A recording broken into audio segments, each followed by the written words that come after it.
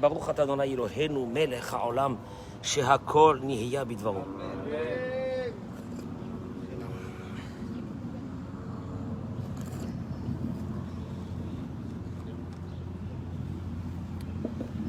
Monsieur Bokertov, Bokertov, pour la alors, d'abord pour la réfoua chez les mains. Stella Tzipora Bat, Sarah, Monique Esther Bat Odette, Jocelyne Batoraïda. Qui encore? Sarah Colette, Bat Louise. Non, réfoua chez les mains. Dominique Yvonne Bat Rachel. Hein? Dominique Yvonne Bat Rachel. Et Leilou Nishmat. Myriam Batsara, Chaim Ben Idel, et Rina Bat Naomi Gila, Salomé Rachel Per Chaya Bat Myriam, Daniel Nissim Ben Chaim. Où tu t'assois, mon chéri? Tu restes? Allez, pose ça et tu viens. C'est bien. Stéphane, qu'est-ce que tu fais, mon chéri? Ah, vous n'allez pas rester debout comme ça? Apportez-moi. Il y a ici un. Il y a des fauteuils. Apportez les fauteuils. Mettez-vous là à l'aise. Brouchim Abaïm. Merci d'être nombreux tous les matins. Petit soleil à Apoleg, Natalia, Iriamim, tranquille. Merci Hachem. Merci Boré Olam, encore que on est là ce matin. Toda Rabba, Kadosh Baruch Hu, Toda Rabba sur tout ce que tu fais avec nous. Amen. Kani Ratson. J'accueille mes amis sur nos réseaux sociaux, Dora Geoula. Vous partagez, vous vous abonnez. Attention, vous vous abonnez à la page de Dora Geoula. Ce matin, vous n'allez pas aimer. Vous n'allez pas aimer ce matin. Mais combien ça me fait plaisir qu'on vous aimez pas. Combien j'aime ça, que vous aimez pas. C'est pas grave. Et bien. Il y a beaucoup de monde et il n'y a pas de petit-déj. Je trouve ça... je trouve ça bizarre. Bon. J'accueille mes amis. Brouchim Abaïm. Au Canada, en Amérique, en France, Paris, Marseille, Lyon, Strasbourg, et en Israël, à Yerushalayim, à Netanya, à Ashdod, à tous nos amis qui nous suivent tous les jours, qu'Akadosh Baruch Hu Bezrat Hashem il soit avec vous pour la réfoua chez les mains de tous les malades du Ham Israël. Zechut Torah qu'on va dire aujourd'hui. Vous savez, je vais vous dire une chose, Hashem il nous aime, il nous adore Akadosh Baruch Hu. Pourquoi? Parce que nous, ses enfants, on veut s'améliorer, on veut devenir meilleur, on accepte que la vie, c'est l'évolution de l'homme. La vie, c'est de ne pas rester statique. La vie, c'est de changer, c'est d'évoluer dans les midotes. D'avoir la hanava, l'humilité d'accepter la parole d'Hachem et de comprendre que l'être humain, que Dieu, c'est lui qui l'a créé, connaît ses travers. Il connaît nos faiblesses, Akadosh Baruch Hu, il connaît nos faiblesses. Tu crois qu'il ne nous aime pas? Il connaît nos faiblesses. Mais il est tellement content quand il voit que nous, on évolue à travers nos faiblesses. Je voudrais vous apporter quelques paroles du Pele Yoetz, Rabbi Eliezer Papo, Zechuto Yagen Arleno, Amen. Amen. Tzadik et Sodorlam. Il dit Rabbi Eliezer Papo, Amrou Rabotenu Zichronam Livracha. Nos sages disent, dans ma Sechet Eruvin Daf Yutret, Omri Miktsat Shifro Shel Adam Befanav. Quand tu vois quelqu'un, tu dois dire devant lui une partie des bonnes choses que tu penses de lui. Faut pas tout dire. Parce que tout dire, ça veut dire que quand tu dis toutes les bonnes choses que tu connais sur la personne qui est en face de toi, ça peut l'amener à de l'orgueil. Mais une partie, c'est important de dire à quelqu'un, je te kiffe. T'es quelqu'un de bien, t'es quelqu'un de bien bête, t'es quelqu'un de bien. Une partie des choses qu'on peut dire sur lui, il faut le faire. Dit le Talmud. Et tout le reste, quand il n'est pas là, sans sa présence, de dire aussi les bonnes choses qu'il fait.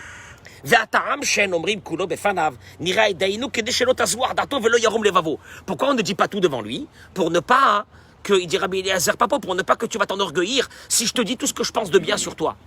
Il faut pas. Aval miktsat omrim. Mais un petit peu de bonnes choses qu'il y a sur lui, il faut le dire. Pourquoi? Et pourquoi il faut le dire? Une partie. Et pourquoi? Si tu me dis qu'il y a un problème, que peut-être tu risques de t'enorgueillir, et il vaut mieux que je dise tout. Olivier, mon chéri, viens. Où tu vas? Allez, je t'attends. Attention, je t'attends. Ouais, merci. Et pourquoi? Et dans ce cas-là, si tu risques de t'enorgueillir, peut-être qu'il faudrait rien dire devant toi. Non, il dit, il faut dire. Pourquoi? Il dit, כדי שיזדרז בעשיית הטוב, בראותו שיהללוהו בשערים מעשיו. quand je te dis une partie des bonnes choses que je pense de toi, de tes qualités, ça va enclencher un moteur qui va te donner l'envie d'être encore meilleur. Quand tu écoutes des bonnes choses sur toi, ça te donne l'envie. Et vous savez, n'importe qui, ça peut être d'un enfant à un vieillard. Quand on dit quelque chose de bien sur lui, ça lui donne l'envie de continuer. Vegam, kedel harbot ahava ve'achva. Et cela rajoute de l'amour et de l'amitié entre les êtres humains. Quand je te dis, Simon, combien je t'aime et combien je pense du bien de toi, et combien tu as des qualités, et combien tu as des bonnes choses, ça te donne envie, et ça ramène l'amour. C'est ça le mois de Hadar. Le mois de Hadar, c'est de ramener l'amour. Le mois de Hadar, c'est de donner les matanot, les mishloach manot. Les mishloach manot, le but des mishloach manot qu'on va donner, c'est pour ramener de l'amour. Bien sûr que l'obligation, elle sera de donner quoi? Une assiette à un ami avec 2 mets à l'intérieur, c'est tout. Et tu as accompli. Mais moi, je me rappelle chez moi à la maison, ma mère, Admé avait Esrim, c'est pas une table qu'il y avait. C'était pas une table, c'était pas des quantités, c'était des quantités qui étaient industrielles, d'une pâtisserie qu'elle faisait. Et je passais la journée à distribuer les Mishloach Manot. Et on donnait par les voisins et les machins. Les harbot ahava ve'achva. Donc quand tu dis du bien, d'abord, sur quelqu'un, tu lui enclenches un mécanisme de vouloir devenir meilleur. Deux, tu ramènes de l'amour. Alors,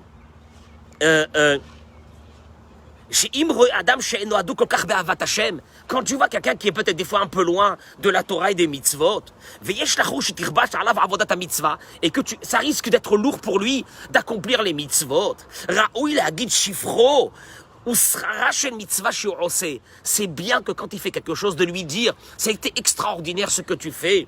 Et de lui dire, tu sais que la mitzvah que tu es en train de faire, elle va t'amener une récompense dans ce monde et dans le monde futur extraordinaire. Velo Marlo, regardez, Rabbi Eliezer Papo, il te dit, il faut lui dire, Ashrem batov chelkecha, shatakone olam haba b'maasecha, heureux que tu es en train d'acquérir le olam haba avec ce que tu fais. Nous venons de terminer la prière. Tu peux même pas évaluer l'importance de cette mitzvah de ce matin que vous avez fait en venant, en écoutant le Kaddish, en répondant au Kaddish, en mettant les tefilines, en écoutant le Sefer Torah. Vous pouvez même pas. Il faut le dire. C'est important de le dire parce que ça nous encourage à continuer et à faire. Inyanze, il dit le Rav. Chez Aliédé, il dit le Rav Arouche. Chez Dani Met Adam les Kavzerut. Quand tu dis du bien sur une personne et que tu évalues ce qu'il fait que pour des bonnes choses et tu lui dis tu as fait telle et telle chose, c'est extraordinaire, il dit Marziri Motole Moutav. C'est l'unique façon de ramener quelqu'un vers de bonnes valeurs. En ayant une bouche, pas de critique, mais une bouche où tu es là pour encourager chaque fois quand il fait quelque chose. Merci David d'être avec nous ce matin, tu vois. Donc je le félicite, je le remercie David. Quand la cavote que tu sois là avec nous ce matin, faut être là demain aussi, Bezrat Hashem. Ça nous fait plaisir. Il te dit, et pourtant, ou à faire gamour, mais à sechel shel haolam.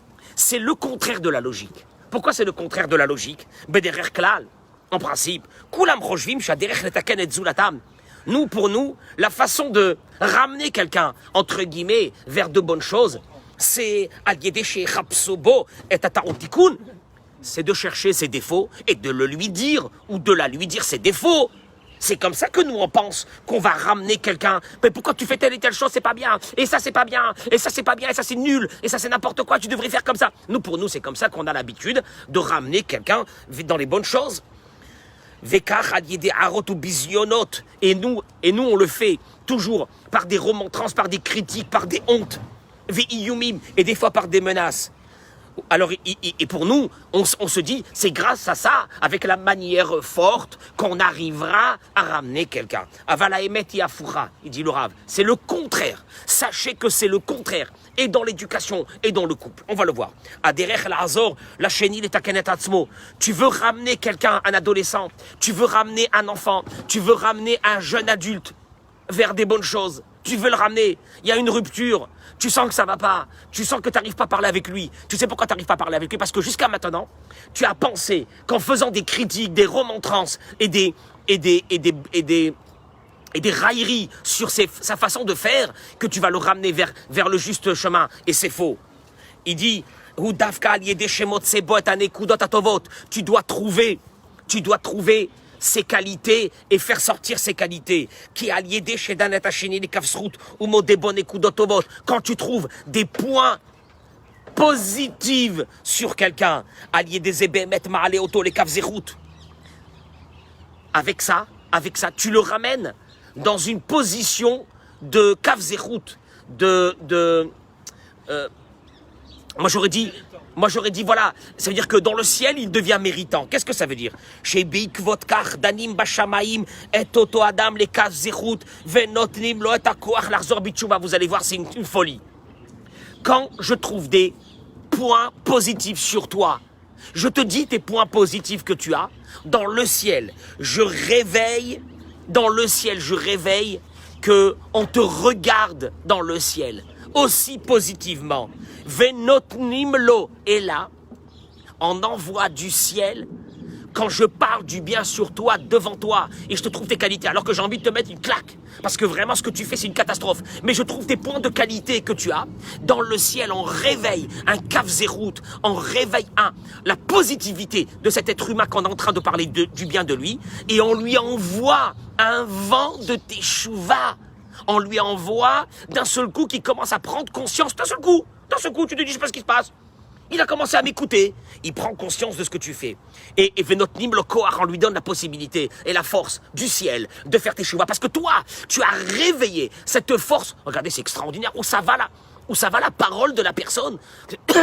Nous, on est là toujours à dire à s'énerver et à trouver les choses qui vont pas. Il faut les dire, monsieur le rabbin, mais au contraire, il faut les dire.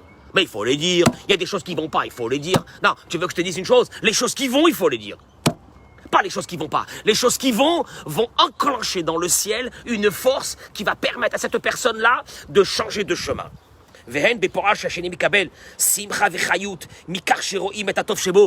Et la deuxième chose, c'est que d'un seul coup, la personne qui était en face de toi, qui ne t'écoutait pas, elle était morte au fait. Une personne qui n'écoute pas, c'est une personne qui est morte. À l'intérieur de son âme, elle est morte. Tu sais comment tu vas lui redonner une vitalité? C'est quand elle va écouter que tu es en train de parler d'elle du bien. Ça n'existe pas un être humain dans le monde que quand il écoute des louanges sur lui, sur des qualités qu'il a, que cela n'enclenche pas une volonté de changer et de progresser. Et kolze ou afilou kshirak roe be'enav et atov shel hasheni mibli lomar lo davar, et il te dit c'est fabuleux. Même si la personne en face de toi, tu ne lui dis pas des fois les qualités, mais tu les penses à l'intérieur. Tu vas chercher les qualités. Parce que c'est ça le problème. Le problème, c'est que nous, notre intellect, s'attrape aux défauts. Et la Torah, elle te demande, commence déjà à penser sur la personne des qualités. C'est pas possible que quelqu'un n'a pas des qualités. C'est pas possible. Moi, je te regarde, Franck. Je peux te dire, ouais, t'as ça. Non, qu'est-ce que je fais? Je pense sur toi du bien. Eh bien, vous savez qu'est-ce qu'il dit? Même le fait de ne pas le dire, le fait de le penser, kvaralier des ébilvad, avec cela seulement, chavero olé les kavzerut vichoser bitchouva. Allez, vas-y, comprends ça. Vas-y, si c'est pas marqué dans la Torah, comment tu vas le comprendre ça?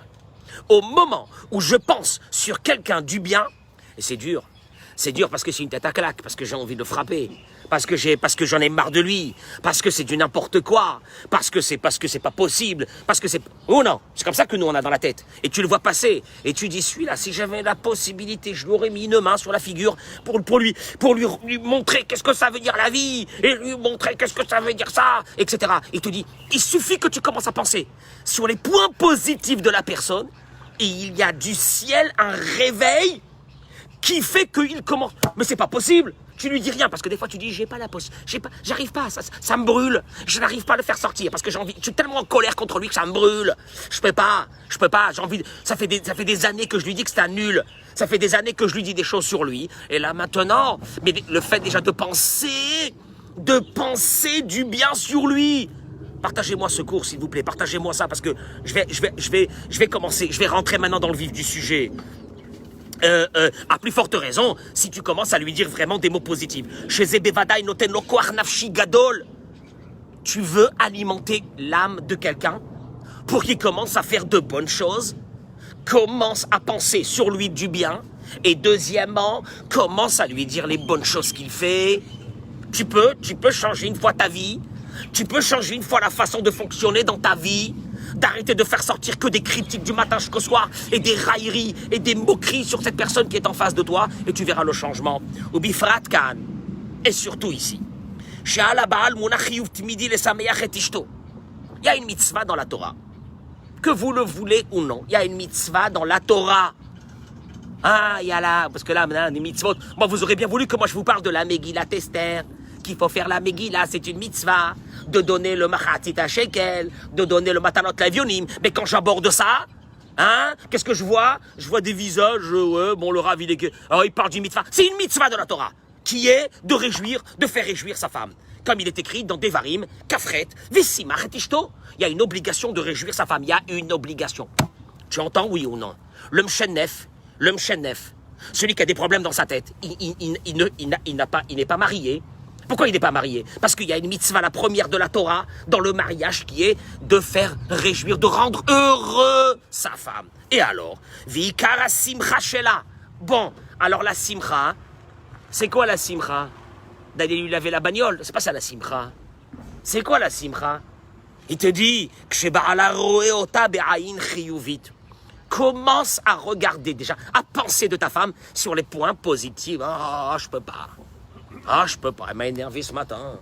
Oh, elle est devenue, oh là là. Ah, ça tu penses. Mais de commencer à penser sur les points positifs de ta femme. Hein? Comment c'est d'être sans sa femme pendant un mois? Eh bien, hein? La première semaine, tu kiffes, hein? Et la deuxième, tu commences à déprimer, hein? Je vois ton visage, il déprime, hein? Baruch Hashem, elle n'est pas là depuis un mois, c'est bien! Et là, tu commences à te rendre compte qu'est-ce que c'est une femme à la maison? Oui ou non? Oui ou non? Non, mais dis-moi un oui. Oui. Voilà, merci. Et alors, eh ben alors. Déjà ça, tu commences à penser et de te dire si j'avais pas une femme à la maison, ouais, mon bête, mais elle est là, elle me fait ça, kol hakavod pour elle pour ça, kol hakavod. Moi, je rentre à la maison, elle me tourne derrière. T'as pas mangé, tu veux manger, manger. Qui c'est qui va te dire ça? Même ta mère, elle te dit plus ça. Qui va te dire ça? Qui c'est qui te prépare à manger tous les jours? Qui c'est qui t'a donné des enfants? Et maintenant aujourd'hui, Stéphane, on prend des petits enfants dans la main, oui ou non? C'est grâce à qui ces petits enfants? Aujourd'hui, c'est grâce à qui? Kadosh Baruch Hu, merci. Ouais, j'aime bien, c'est facile. Grâce à Kadosh Baruch Hu. C'est bien, t'as vu? Grâce à Kadosh Baruch Hu, grâce à ton épouse qui t'a donné des enfants, qui maintenant tu as des petits-enfants. Alors, tu commences à penser à elle déjà de façon positive. Et alors, vous aimez pas, et c'est très bien que vous aimez pas. Pour moi, c'est un bon signe. Et il te dit... Hein?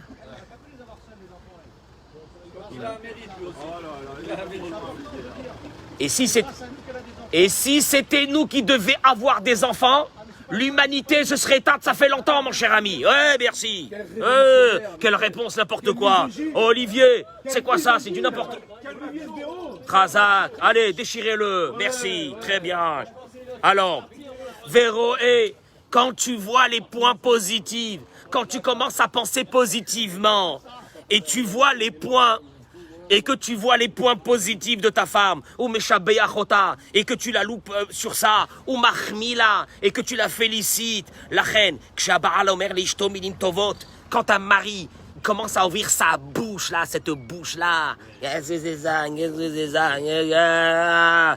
j'en ai marre, tu commences à vieillir, tu m'embêtes, tu ci, tu là, laisse-moi tranquille, je peux pas vivre, c'est quoi cette maison, etc.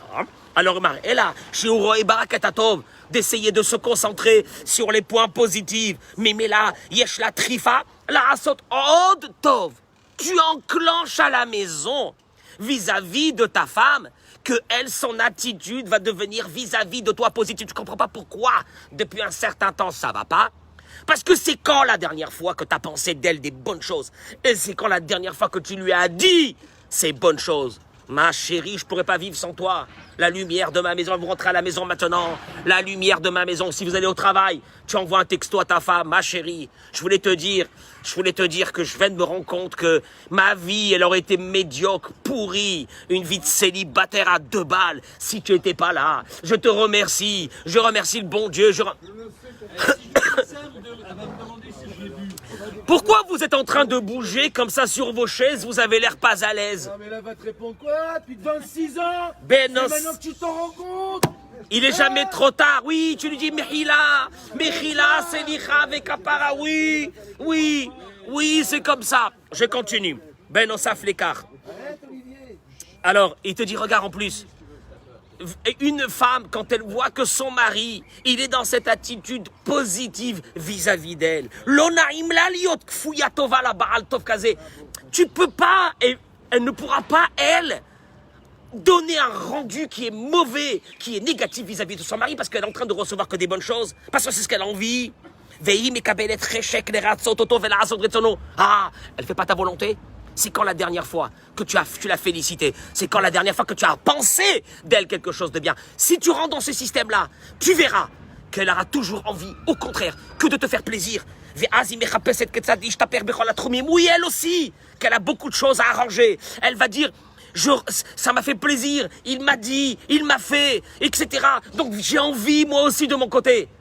Toute femme normalement constituée, comme toute personne normalement constituée, c'est ça le mécanisme qui est enclenché. La reine Sarich Abba la Da'at. Il te dit comme ça. Il y a 2 bases. La première, lo le haïr. Je répète. Jamais la critique, jamais le négatif a arrangé quelque chose dans un couple. Jamais. Allez, vas-y. 1 an, ça n'a pas marché. 2 ans, ça n'a pas marché. Tu es dans le négatif. 3 ans, 4 ans. Tu sais ce qu'on va faire maintenant, à partir de maintenant? Commence à faire un travail à l'intérieur de toi. Commence à trouver les points positifs. Commence à les faire sortir et à les dire. Tu verras le changement de l'autre côté. Premièrement. Deuxièmement, limtso nekudotovo, de trouver les points positifs. Où Yotse, il en sort gagnant. 1. Pourquoi? Ou l'oro eshum davara bishto. D'abord, premièrement, comment tu peux rester avec une personne qu'à un moment donné, tu ne supportes plus? Tu sais pourquoi tu ne supportes plus? C'est ton imagination qu'à un moment donné, il t'a dit, cette imagination, cette femme, je ne veux plus rester avec elle. Elle ne me mérite plus. Elle est comme ça. Et sache une chose, hein, quand tu veux trouver des points négatifs sur une personne, je peux m'asseoir et te trouver des points négatifs, je te démonte. Et maintenant, à partir de là, j'aurais même plus envie de rester à côté de toi. Parce qu'à force de faire sortir ces points négatifs. Donc, c'est pas parce que cette femme, elle est horrible, que j'ai plus envie de rester à côté d'elle. C'est parce que j'ai eu une vision négative de cette femme pendant tout ce temps-là, qui a fait qu'à un moment donné, et la preuve, c'est que malheureusement, quand il y a de grandes crises et qu'il y a des séparations entre l'homme et la femme, c'est là après que tu vois que l'homme et la femme sont en train de se dire, oh quand même, elle était bien. Elle était bien. Non, mine de rien, elle était pas mal. Non, elle était pas mal. Mine de rien, elle était pas mal. Qu'est-ce qu'il y a? C'est qu'après qu'il y a une séparation, ton cerveau, il commence à dire, il y a un manque. Et comme il y a un manque, il commence à chercher les points positifs. Et d'un seul coup, la personne qui est en face de toi devient vivable. Alors qu'elle n'était pas vivable au moment où c'est que tu l'as quitté ou au moment où tu t'es séparé de lui. Et là, juste, je termine par une petite chose. Il ramène ici que l'une des raisons que le Yetzer Hara y fait pour pousser le mari à critiquer sa femme et à détruire la maison, il te dit, le Yetzer Hara se sert de ça. Pourquoi? Il dit comme ça, il y a des pensées qui commencent. Qu'est-ce qu'il y a? Hein, quoi alors on peut pas faire des critiques? On peut pas faire des critiques? Mais c'est normal, chaque personne elle a des défauts. Voilà le Yetzer Hara, comment il rentre. C'est normal, je suis obligé de le dire. Et si je les dis pas, comment tu veux qu'elle les arrange? Ça, c'est les mots du Yetzer Hara. Et il dit comme ça, d'abord, premièrement. Mais ça, vous devez le savoir. Hein. Ça, je vous le dis, ça c'est important, et c'est pas important, c'est fondamental dans un couple. Haïcha, Sheba'ala et Irla, al Ezedavar Sheiye. Et vous voulez savoir le fonctionnement, comment elle marche, une femme? Première chose, une femme qui a mari, lui a fait des critiques, s'est énervé, s'est mis en colère pour une chose qu'elle a fait, afilou moutzdak, même quand c'est une chose que vous avez raison de critiquer ou de vous énerver, miyad hanefeshela mitkavetset venershechet. Vous entendez le fonctionnement de la femme, je peux rien faire. Hein. Moi je vous dis pas ce qui est marqué, je vous dis ce qui est réel. L'âme de cette femme-là se ferme. L'intellect de la femme se ferme. Au moment où elle a reçu une agression verbale, elle se ferme. Et alors, elle commence, quand son mari lui la critique, elle est en train... Tu te rends compte ça? Tu te rends compte ça? Non mais regarde, Eric, moi je vais dire des critiques sur toi. Toi tu vas dire, eh ben, il a qu'à dire des critiques, je sais qui je suis. Une femme, que tu commences par des critiques, elle-même, sur elle-même, elle commence à avoir... Mais que... Elle se dit, je suis une nulle. Je suis... Ben c'est ce qu'il me dit, hein. Je suis une moins que rien. L'oracle, Shima Abedet est là. Pas seulement... Ben voilà, on revient au début du cours. Pas seulement qu'elle perd complètement la force et la volonté de changer, mais le contraire. Elle rentre... Alors là, elle rentre dans un système qui est terrible. Pour sauver ce qui reste de son honneur, tu sais ce qu'elle va faire? Elle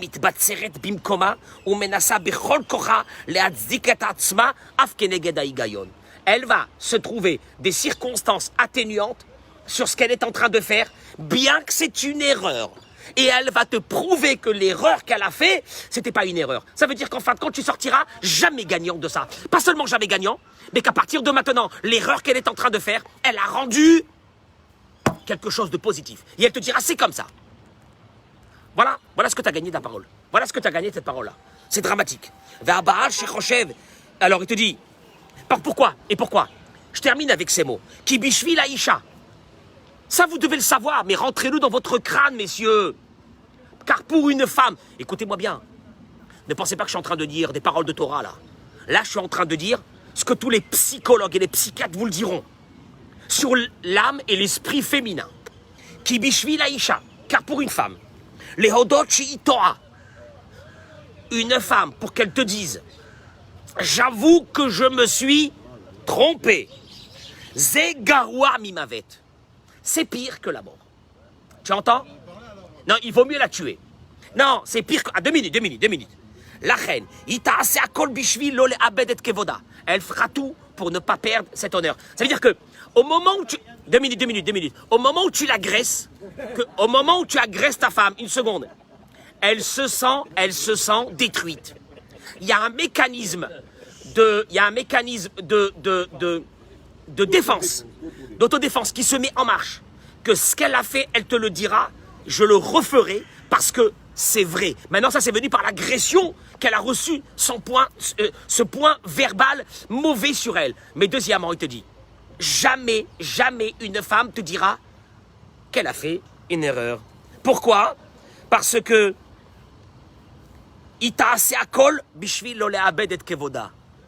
celui qui n'a pas compris ça, il n'a rien compris dans la vie d'une femme. Moi, je peux vous assurer. La femme, elle vit que par une chose. Son honneur, son prestige, c'est pire que la mort. Son honneur, c'est pire que la mort. Écoute-moi bien, ne touche pas à l'honneur de la femme. Ne touche pas à l'honneur de la femme. Tu gagneras pas dans ça. Parce que pour elle, l'honneur... Non, pour nous, l'honneur, c'est quoi l'honneur? C'est rien. Je viens demain, je te dis, Benjamin, t'es nul. T'es nul, tu vaux rien. Bon, tu es pas très content pendant 2 minutes et tu passes à autre chose. On est d'accord ou non? Tu prends ton téléphone, tu passes à autre chose. Mais une femme, tu vas lui dire, t'es nul, t'es moins que rien, elle est morte. Donc à partir de ce moment, elle fera tout pour garder ce kavod qui est sa vitalité. C'est Dieu qui lui a fait comme ça. Qu'est-ce que vous voulez que je vous dise, moi? Je peux rien faire sur ça. Et là, il te dit,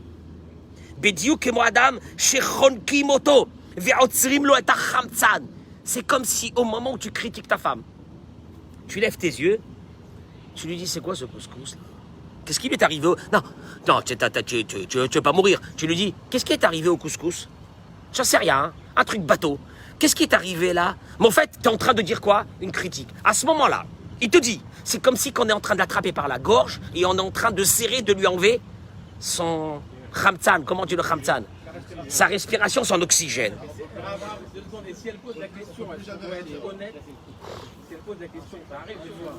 Est-ce que comment tu trouves mon plat, comment tu trouves mon pain? Extraordinaire. Ah ben non. La Gemara, elle dit que pour le shalom, il faut dire, pour le shalom, c'est pas qu'il faut pas mentir. Mais il faut, écoute-moi bien. Tu peux lui, non, voilà. Tu lui dis, le bouillon, il est extraordinaire. Admettons, un couscous avec le bouillon, un truc bateau. Le bouillon, il est très bon. Tu vois, le couscous, oui, il est bien, mais le bouillon, il est extraordinaire. Et là, mais de trouver les mots. Mais l'accent sur la bonne chose. Écoute-moi bien. Quand tu es avec un client, qui va te faire un contrat énorme, comment tu parles? Tu fais attention. Oui ou non? Tu fais attention. Il va te dire, vous avez vu? Ah oui, c'est joli ça. Ah, c'est bien ça. Ah ouais. Ah bien sûr. Mais attends, toi tu vois déjà le chèque avec le chiffre dessus. On est d'accord ou non? Une femme. Mazé, elle t'appartient? Maintenant, sache une chose. Une femme qui n'a pas ce caveau de son mari, elle n'est pas vivante. Donc tu vas trouver une femme. Elle a peut-être la bagnole, les bijoux. Elle a tout. Et au fait, tu la vois, rien. Il n'y a pas quelque chose. Et tu comprends pas pourquoi il n'y a pas cette chose. Tu rentres à la maison. Vous n'avez pas remarqué quand vous rentrez à la maison, en principe, la femme, elle te regarde tout de suite quand tu rentres. Elle veut voir dans ton visage qu'est-ce qui se passe. Elle vit à travers ce que tu lui amènes. Vous le savez bien que le Zohar, il dit, l'homme, entre guillemets, c'est le soleil et la femme, c'est la lune. C'est pas péjoratif. C'est que tu as un devoir d'éclairer. Tu as un devoir de faire vivre. Tu as un devoir de donner. Et je peux vous dire une chose, le danger, chez nous, c'est quoi? C'est qu'on s'est habitué. On s'est habitué. Et la critique, chez nous, elle est normale. Et la critique dans la pensée, elle est normale. Et tout est normal. Et après, on se réveille un bon matin et on dit, je comprends pas. Pourquoi elle n'est pas heureuse? Makara, je vais te donner. Pourquoi elle n'est pas heureuse? Or, Rabotaï, sachez une chose qui est très importante. La pensée et la parole dans un couple sont déterminants. Et tu veux que je te dise, Eric, et le devoir de rendre heureux n'est que sur l'homme. Non, parce que des fois je vois des hommes, non, elle m'a pas rendu heureux. Elle n'a pas à te rendre heureux. Elle n'a pas à te rendre heureux. Par contre, si j'entends une femme dire, il ne m'a pas rendu heureux, il n'a pas accompli la mitzvah de base de la Torah dans le mariage. C'était pour ça qu'on s'est mariés. Et malin saute. Quoi, il n'y a pas des points positifs? Il te dit le Peleyoretz. Tu réveilles dans l'âme de la personne de vouloir être meilleur. Mais tu sais qu'est-ce que tu fais? À un moment donné, arrête de vivre avec tes convictions. Que la manière forte va arranger les choses. La manière forte, elle n'a jamais rien arrangé. Mais maintenant, ça c'est dans le couple, ça peut être dans les enfants, ça peut être dans le travail, ça peut être partout. À partir du moment où tu commences à avoir des paroles et tu commences à regarder, c'est dur de regarder les points positifs. Tu sais pourquoi? Parce qu'on est soudoyé. On est soudoyé de faire sortir les points négatifs. Tu sais pourquoi on est soudoyé? Parce qu'on commence, sans le savoir, à avoir de la rancœur sur notre femme. On commence à avoir de la rancœur sur des choses qu'elle nous a fait dans notre vie. Et alors on se concentre que sur les points négatifs. On ne cherche pas les points positifs. Kadosh Baruch Hu, il t'a demandé, c'est ça le travail d'un homme dans ce monde. C'est ce qu'on appelle Avodat Hashem. Avodat Hashem, c'est le tzaddik. Le tzaddik, c'est quoi? Le tzaddik, c'est celui qui commande sa pensée. Le tzaddik, c'est celui qui commande sa pensée. C'est qui fait un travail dans sa pensée. Le tzaddik, c'est qui se dit, je me suis trompé. Le tzaddik, c'est qui se dit, j'ai pas eu à karatatov vis-à-vis de ma femme. Et que je dois commencer à regarder les points positifs. Et vous allez voir des choses énormes qui vont sortir. C'est que quand on vit dans cette situation, la personne qui est en face, tu vois un changement total. Essayez, mais essayez-le au moins un petit peu. Et vous allez voir la différence. Mais ça, ce que je vous dis, c'est fondamental dans un couple. C'est fondamental.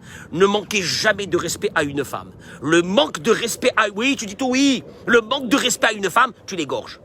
Tu lui enlèves sa vitalité, tu enlèves sa simcha.